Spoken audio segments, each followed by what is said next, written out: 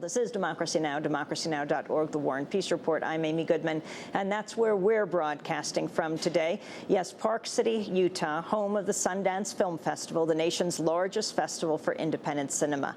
We're at Sundance this week to feature independent voices from here in the United States and around the world. More than 200 films and documentaries are being screened and premiered here at Sundance. One of this year's selection that's creating a lot of buzz is a documentary called the Black Power Mixtape. The film features rare archival footage shot between 1967 and 1975, including some of the leading figures of the Black Power movement in the United States, like Stokely Carmichael, Bobby Seale, Huey P. Newton, Angela Davis, Eldridge Cleaver. The footage was shot by 2 Swedish journalists and was discovered in the basement of Swedish public television 30 years later.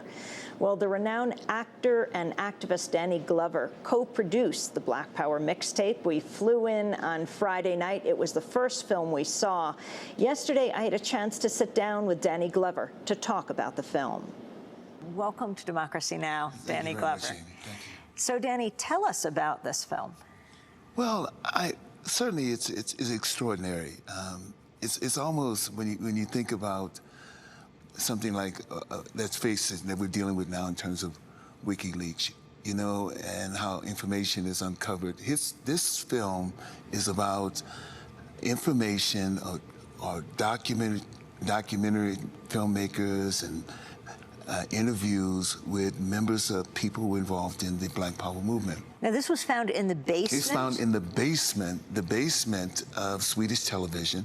It had been aired only once as a series, and these incredibly rich interviews, I mean, just from 1967 to 1975, rich interviews of men and women who were involved in the Black Power movement, but also Swedish television coming to the United States and assessing themselves and interviewing people about the movement. So you would have an interview, a young sister at the Black Panther Party office in New York who talks about the revolution, you know, or you would have a free breakfast for children program, or you have all this rare footage of Bobby Seals in somewhere in Europe.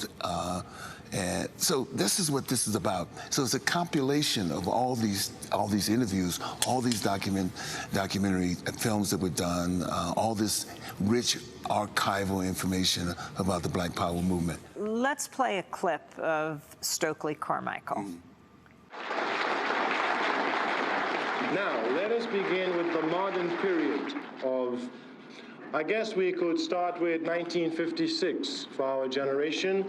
This was the beginning of the rise of Dr. Martin Luther King.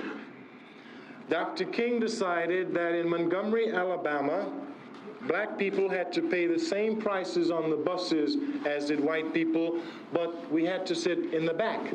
And we could only sit in the back if every available seat was taken by a white person. If a white person was standing, a black person could not sit.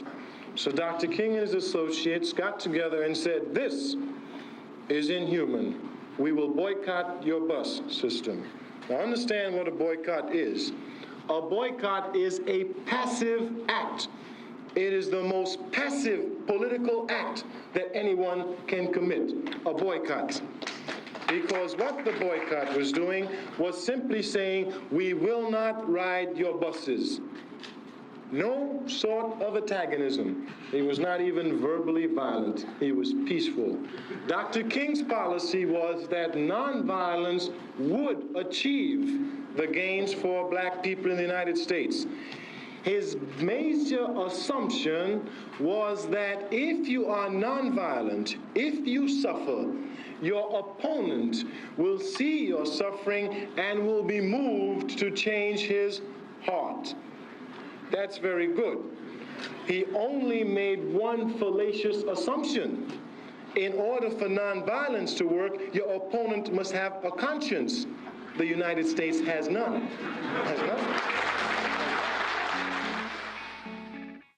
That was Stokely Carmichael. Yes. In this film, Black Power Mixtape.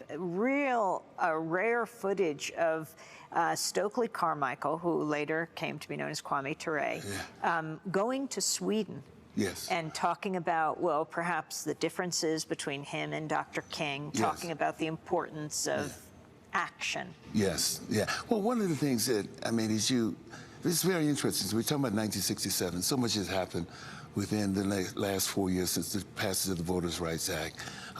The riots in Watts, the riots in Detroit, the riots in Newark.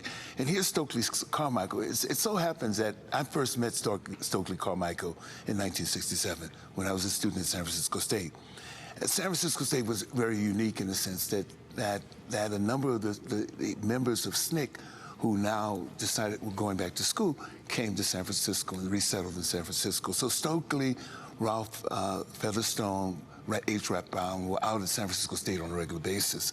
And so to hear him talk about really what was at 1967, the beginning of his own transition, his own movement from certainly the nonviolence. We had the split in SNCC by that time.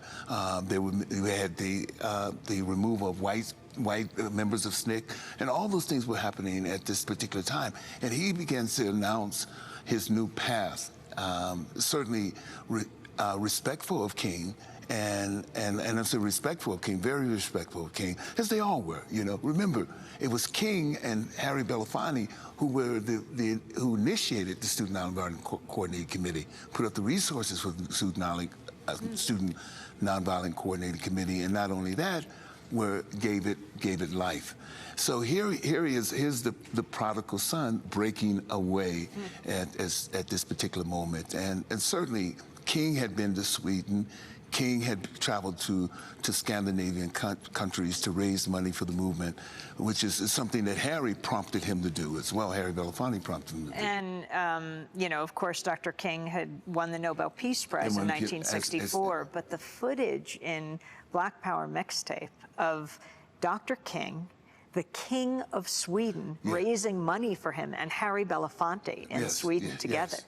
Yes. It's quite remarkable because it was Harry's suggestion that that they go to Sweden to raise money. Harry, and certainly when he first met King in, I believe it was 1956, 1957, Harry, one of the most popular artists in the world at the particular time, was going to use his influence in the service of Dr. King. And certainly he had very strong connections with Sweden and other Scandinavian countries as well. So you hear this is an incredible moment, you know, and this is something that people don't know about often, you know. And now you, at this time, as you said, San Francisco State, people have heard a lot about Columbia and the student strikes, but the first big shutdown of a university is your own, and you were one of the leaders of it. Well, yes, San Francisco State, 1968, and part of this was we were all moving in some sort of way. The BSU, when I came to San Francisco State in 1966, it was beginning to make its own transition, you know, and why this film was important for me was the fact that it is also my moment or my transition as well.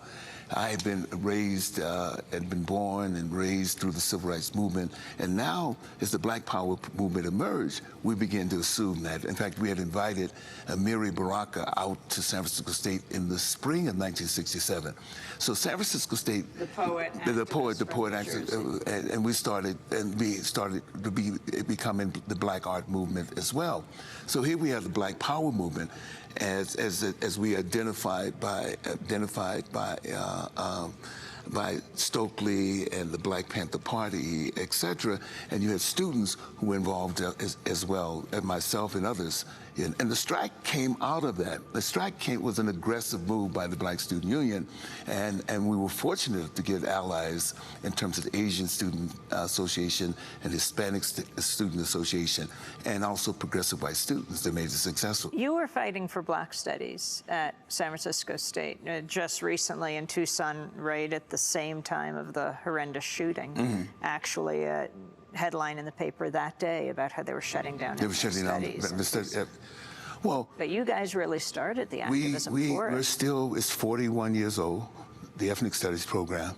And what was unique is the first Ethnic Studies program, and the only one in any major university in the country. But interesting enough, the first time that I saw Huey P. Newton and had any idea who the Black Panther Party was in 1966 when he came to the Black House and was reading poetry at the Black House. Huey P. Newton, that's some footage we should have had, reading poetry at the Black House. And at the Black House, Ed Bullins lived, Eldridge Cleaver lived at the Black House. There were two people who lived at the Black House. So there was you could see this, and now we're looking, and certainly looking back in retrospect, but you could see this emerging movement happening around really what I believe was extraordinary moments of, as I said before, redefining and reimagining democracy, organizing, using those skills. Stokely was an organizer. Those members of STIX were organizing. So the Black Power movement was about extending that whole sense of organizing and community organizing. So Danny Glover is President Obama, or was a community organizer in the South Side of Chicago. But he's taken a very different path.